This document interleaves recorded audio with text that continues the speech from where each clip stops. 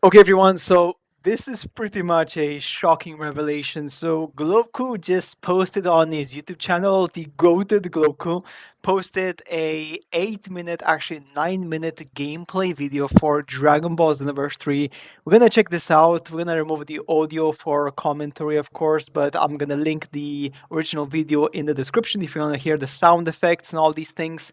But let's just comment on some of the things we've seen here because honestly, my friends, it is very interesting. Now, this one was gameplay from the Summer Game Fest, so obviously the game is still evolving. They're going to improve things, but off the gate, we see when you create your character, just at the beginning here, this is an Earthling. So far, you can only choose between an Earthling and a Scion, so that's pretty much it, right?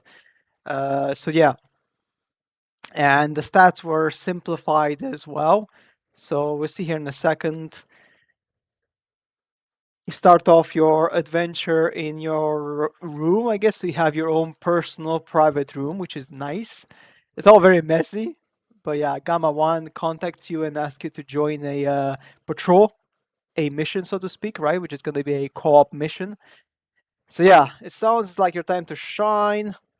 So I guess yeah, this is like the beginning of the game where you have basic missions to like learn the combat and all these things.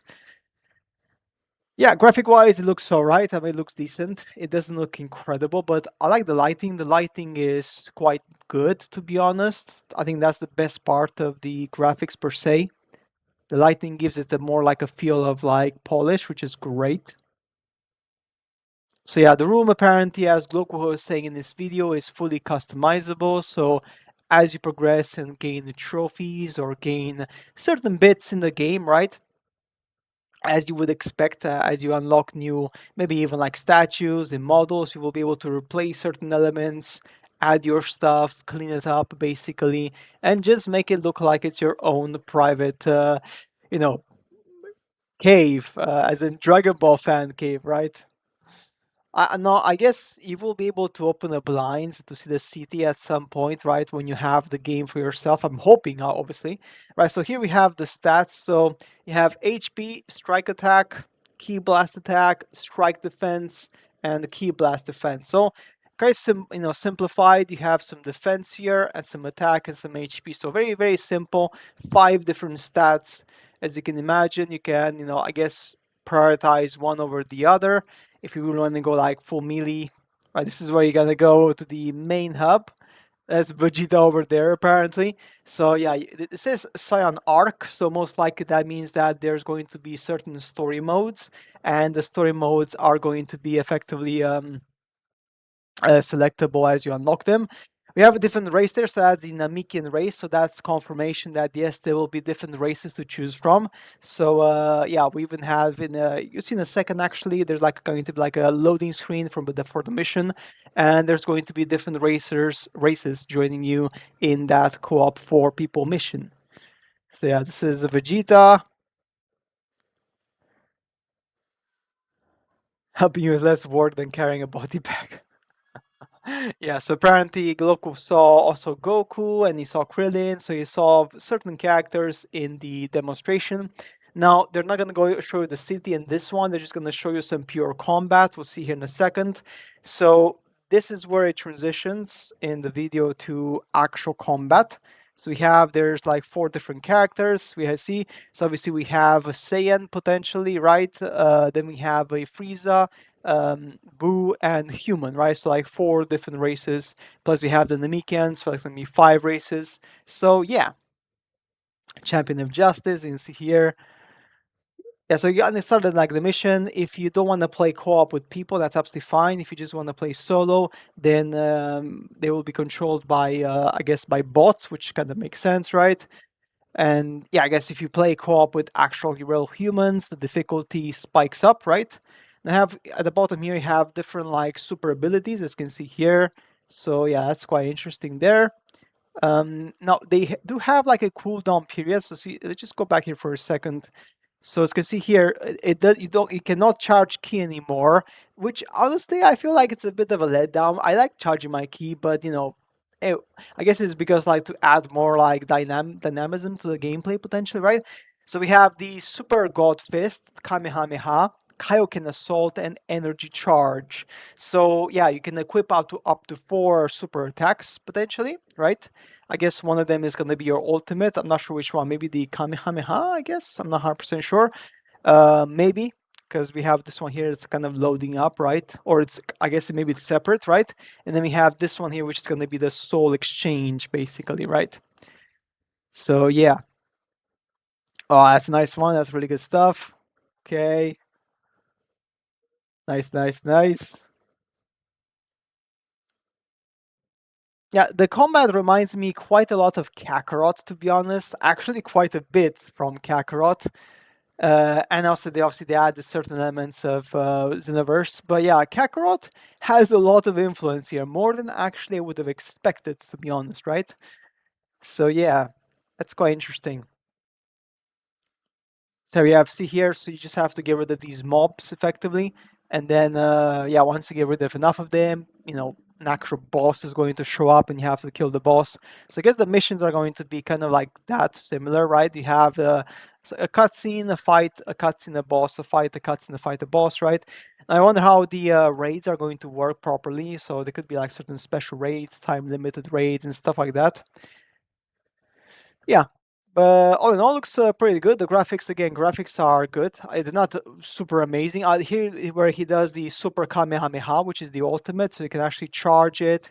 You can actually aim. So yeah, you can obviously, again, that's very similar to Kakarot. Like this particular move here reminds me so much of Kakarot. It's just crazy, right? Like just this one here, you charge, and then boom, like super on Kakarot, right? That's right. But yeah, I guess some people will like it, some people would not like it, as you can imagine. So yeah, we have here charge up energy. We have some mobs, and this is where at some point the character is going to like do like a soul link.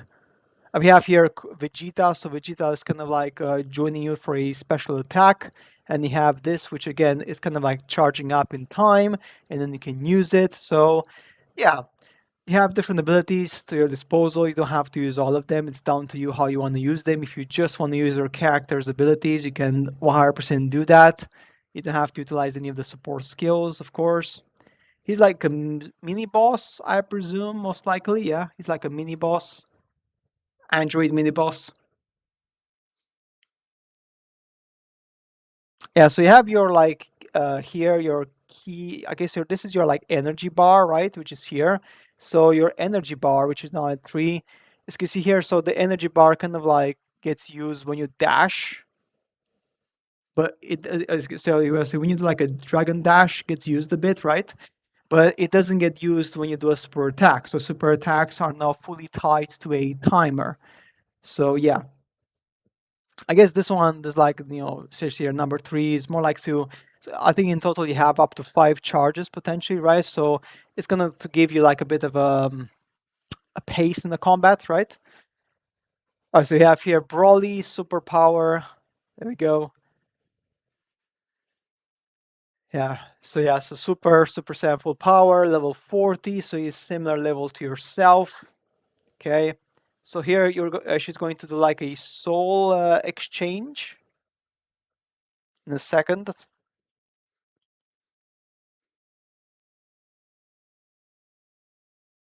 Oh, so you can charge, but I don't know what that charge was for, to be honest, because these are timers, so I'm not sure. But yeah, we're gonna go in a second here. So she's going to do this kind of like charge attack, and then do the soul exchange, summon Trunks. And you see in a second here, the damage that Trunks does is actually quite substantial. So you have 41 seconds, as you can see here. And the damage is quite, I mean, just in a second, you see in a second, right? Damage is pretty up there. Look at this. Do you see the bar? Like, it's pretty crazy. Yeah, I mean, look at that. Look at the break, man. That's insane. So yeah, so I guess because you only have 40 seconds, right? I mean, look at that. Like 1/4 of your enemy of the boss just removed with one attack. This is crazy. You see in the second, his ultimate is also quite powerful. See in a second here, we have a couple of seconds left. Yeah, right. So now it's gonna be the ultimate. Boom. Nice. Yeah, look at that, man. That's nice. So yeah, definitely, it's a, I guess, one of those transformations that it's almost like a cheat code. Maybe like some people will not like it that much because it just feels like a bit cheap, right? I mean, it's like you have your patroller, but then you just, exchange your soul, like, do a super mega attack, remove the enemies half of their health bar effectively, right? And yeah, it could be a bit of a cheese. I don't know. Well, time will tell, right? And if it also scales alongside your character's level, then your soul exchange is going to be even more powerful later on. So it could be pretty much broken, right? So yeah. So yeah, it's quite a different system, to be honest. The system is very, very, very different from what we've seen in Xenoverse 2. Nonetheless,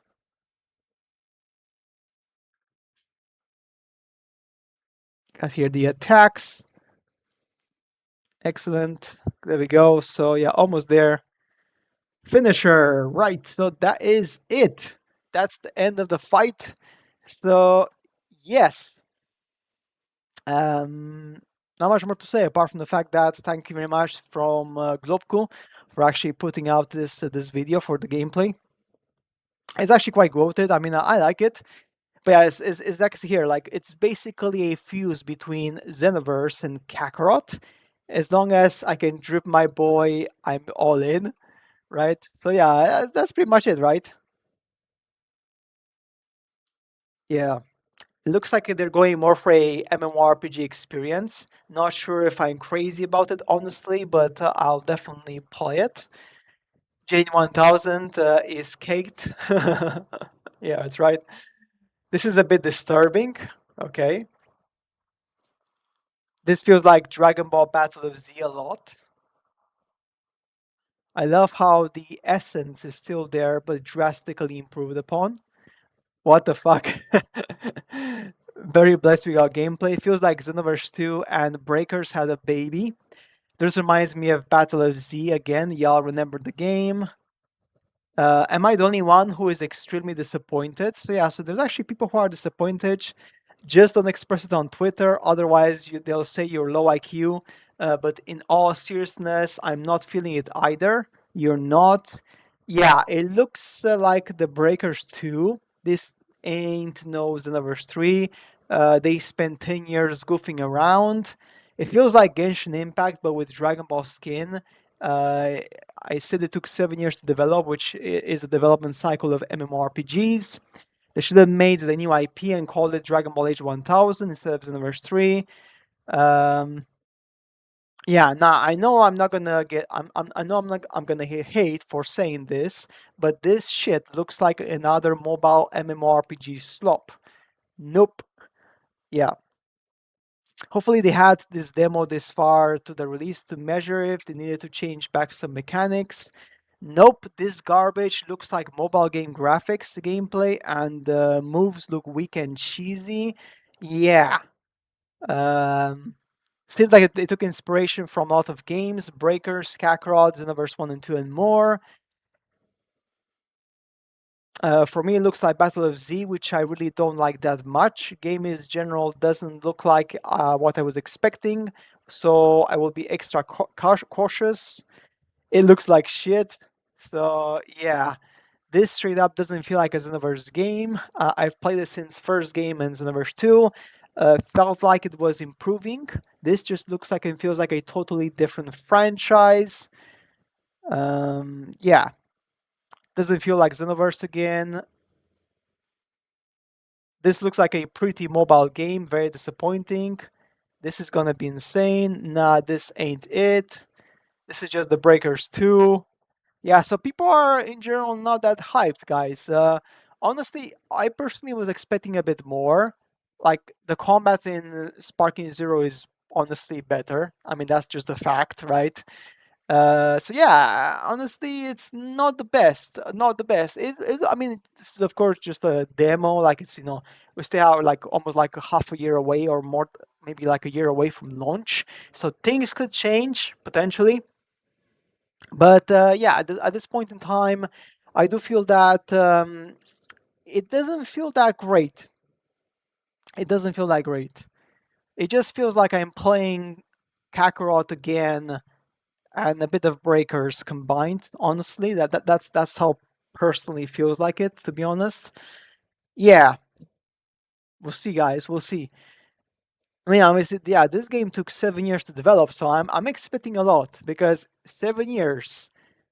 If you just have this, so if in 7 years all you have is just a bunch of missions on 4 or 5 different maps, rinse and repeat with just different enemies, we have a problem, right? Like, I'm hoping the story's fleshed out. I'm hoping it's gonna have proper gameplay, as in not just this combat, but like maybe like enhanced combat. I'm not sure. If this is it, I don't know, man. I don't know. It looks a bit rough. It looks a bit rough, not gonna lie. So yeah, let me know what you guys think in the comments. Again, the movement doesn't look that great. I mean, the movement of the character could improve. Like Kakarot had better movement, to be honest. Maybe I'm not sure, man. I'm not sure, but yeah, we'll see.